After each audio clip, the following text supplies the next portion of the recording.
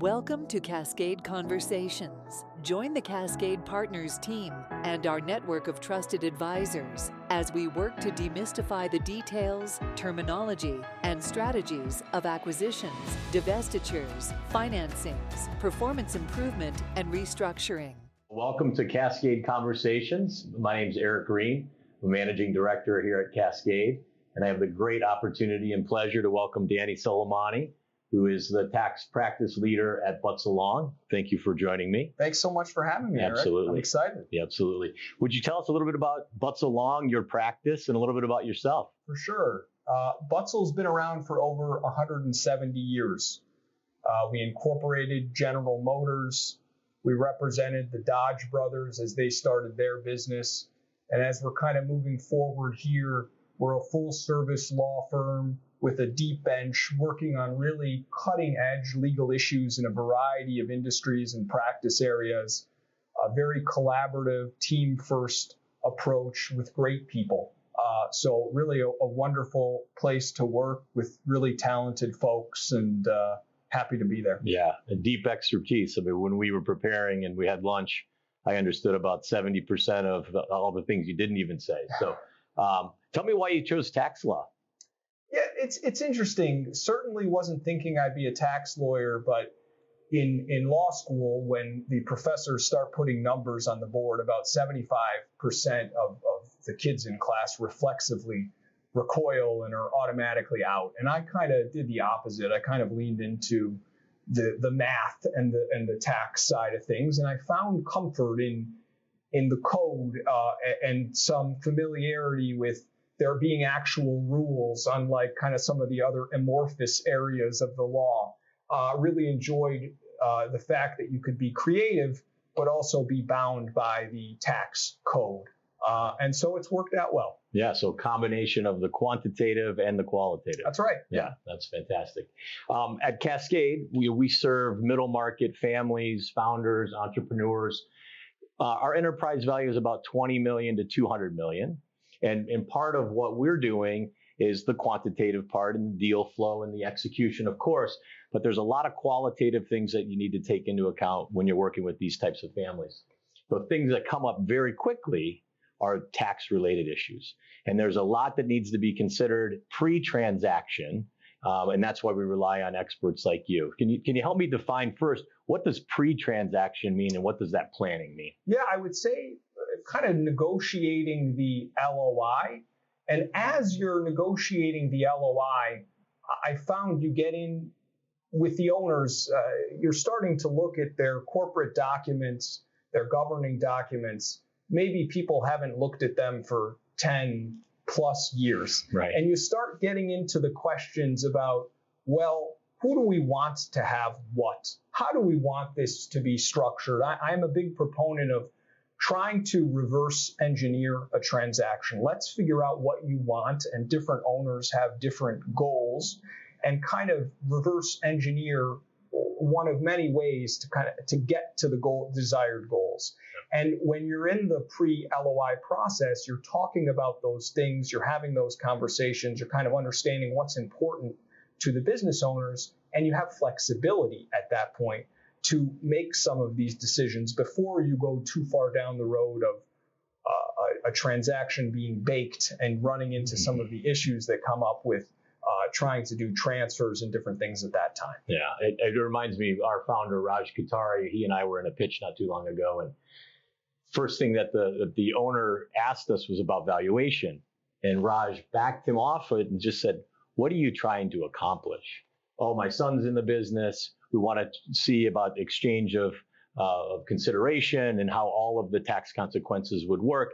So we got off the valuation and we just relaxed to say, what is it that he wants to accomplish? So it sounds like one of the reasons we're such great partners is the approach in a collaborative way. Exactly. And I think, kind of in furtherance to that point, right now, we're getting close to an inflection point with respect to the estate and gift tax. And some of the planning that people may be considering as the kind of rather large exemption for a husband and wife that's at, a little over $27 million for a couple now is set to become halved in the beginning, January 1 of 2026. So some of those planning items and opportunities that are available here for the next year plus.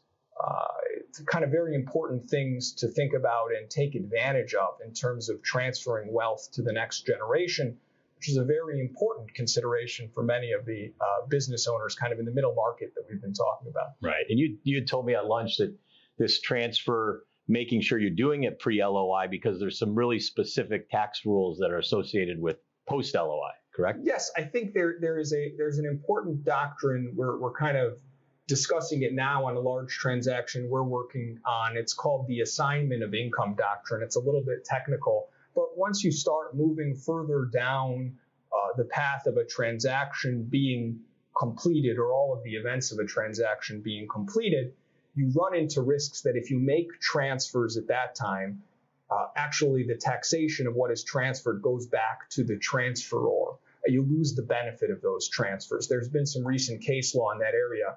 I think the LOI is kind of a universal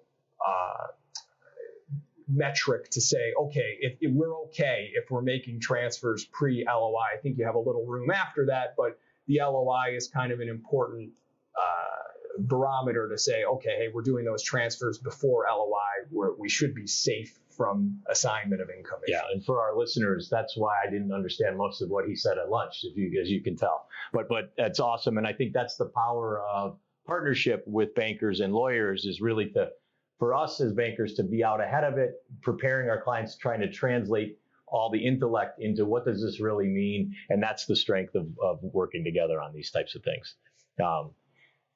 I know you're a sports enthusiast, so I had a couple questions for you. Tom Brady or Brett Favre? Interesting. Very different styles there. I don't know if I was ready for that one. It threw you off. You have very different styles. You kind of have the poised Brady, the winner, and then you have the gunslinger in Brett Favre. I think Brett Favre oftentimes is a lot more fun to watch, but you got a game to win. Give me Brady. Got it. And do you identify more with Brady or Brett Favre? Yeah, I think if you talk to some of my colleagues, they would definitely throw the Brett Favre comp out there a little bit more, and I think I'm probably okay with that. But it's fun to be a gunslinger sometimes. That's fantastic, because I think of you as a very technical-oriented tax attorney. So I would have put Tom Brady, systematic, just an assassin on the field and making it all happen. So it's very kind of you. I'll take it. I'll take that. Yeah. Well, Tom Brady, Brett Favre, I feel like I'm in very good company. So thank you for that. An important consideration, in my opinion, working with these founders and entrepreneurs and families, is the people and the teams that have helped to build these enterprises. So as you're pre-LOI and pre-transaction, what are some of the things that folks should be thinking about rewarding the people that help to build that enterprise? Eric, it's a great question, and it's a very important consideration for a lot of business owners that have had people with them for a long time. This is a critical part of the structuring discussion in almost every transaction. And depending on what type of an entity you're dealing with, this is where I think we can add value in the process in terms of talking through with these business owners tax efficient structures to get their service providers, employees, people that have been with them a long time, equity in a tax efficient way. Ideally, you're starting this planning process years before a sale, so that we can maximize employees having a 2-year holding period on equities and get the best tax treatment available to them. We use profits interests in LLCs taxed as partnerships. We restructure historic S corporations in order to grant incentives to employees. So there are a number of strategies and planning mechanisms that we can employ on the tax structure side to make a founder's goals happen in the best way possible for them and for the company, to match incentives with results. And so very important discussion and a big part of the process in what we do. Yeah, and it gets back to what you said earlier about kind of beginning with the end in mind. What is it you as a family or as a founder, entrepreneur want to do, whether it's succession planning with your family and your children, or with your employees, and just backing into exactly what they want to accomplish. And Eric, I think that's been a big pivot point, at least personally for me, in terms of starting my career as a real technician in the tax world, really being in the weeds on the tax issues. And recently, and with Butzel, something that I've enjoyed a lot more is kind of part of the taking a step back and being a real business advisor to these clients, kind of letting them know what's happening in the market with your experience, looking at a transaction holistically, not just from a tax perspective, but from a succession planning perspective, from a corporate perspective, from a market perspective, all being informed with a tax lens, but kind of offering this holistic view of an advisor. It's part of what I enjoy most. And I think a really nice value add that we can provide to clients. It's not just the technical expertise. It's really the holistic approach to looking at a transaction. Yeah, I think we at Cascade share that value, which is think of us less than just the transaction experts. Of course, we have to be that, but also that holistic advisor to help people walk through it. Because when you do transaction after transaction, you get a sense of the things that are important. And most important is to do with partners that know what they're doing. And we really appreciate you coming out and being a part of this Cascade conversation. But one of the things we mentioned, Danny, was about succession planning. And that's a non-trivial event. It's a huge part of a transaction. There's a lot of details. Can you walk us through some of the things that you're thinking about tactically and qualitatively that our founders should think about?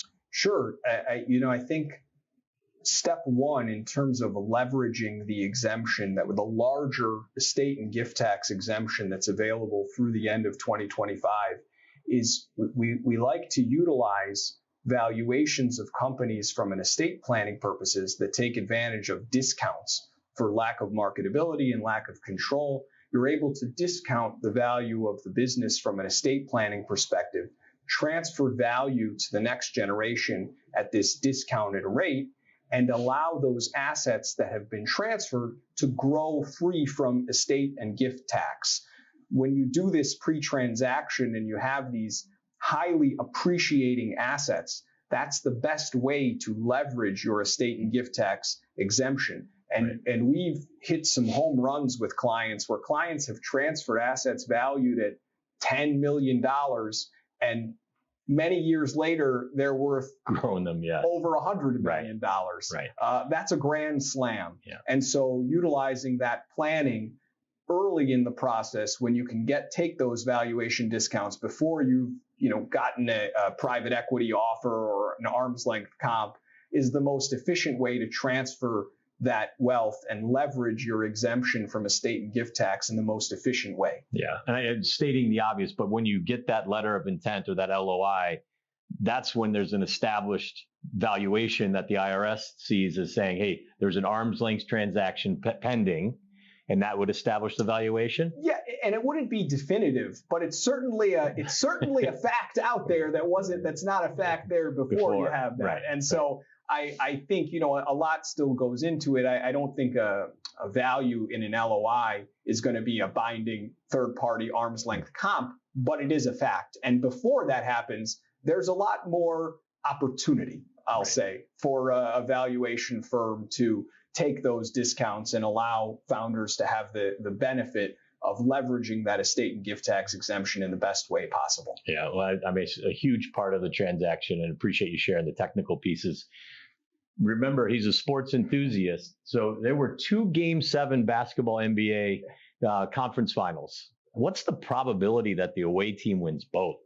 Very low. Very low. I'll tell you, it was a very surprising. I think I was more surprised by the Minnesota Timberwolves beating the defending champions on their home floor. You don't see that very often. Yeah. So pretty wild stuff. Yeah. Well, I'm here with Daniel Soleimani from Butzel Long.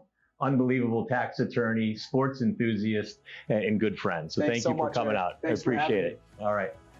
Thank you for joining us for Cascade Conversations. For more information, please visit cascade-partners.com or call 248-430-6266.